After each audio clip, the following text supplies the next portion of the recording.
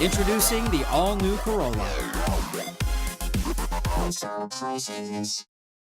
On the main motion to accept the resolution 2014-02 as presented with a total amount of budget of $298,833,132 with all of the other languages released and contained. Okay?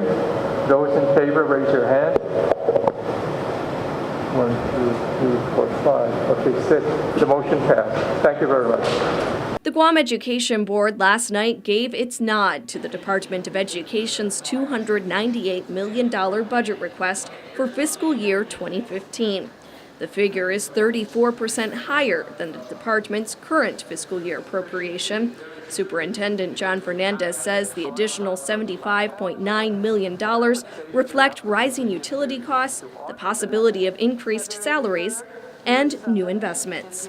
Some of it is really to make sure that we have enough resources to effectively run 41 of our public schools. That one extra is going to be the new Central High School that's going to be opening this school year.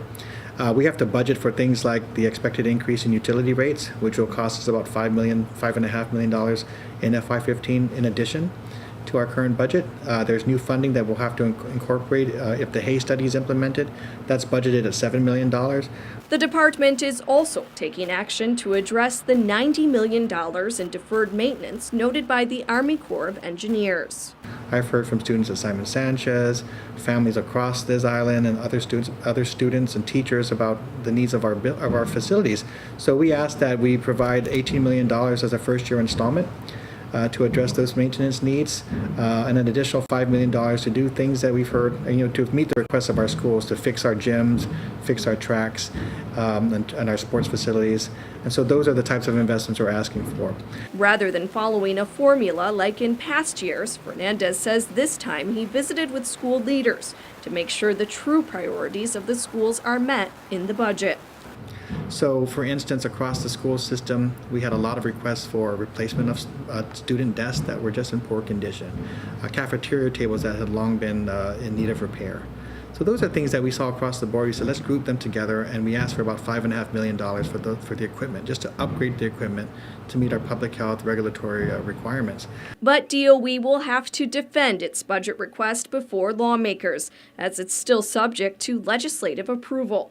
And Fernandez notes that adjustments can be made if the legislature approves Bills 225 and 226, which provide revenue sources for capital improvement projects. If we're able to use those alternate revenue sources, they don't need to come out of our operating budget, and we can then adjust our budget accordingly.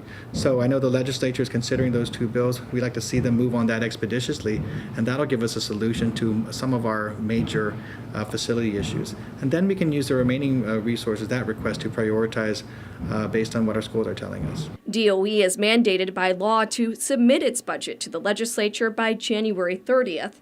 The governor will be submitting his budget tomorrow, and the budget hearings will begin in August. Betsy Brown, PNC News.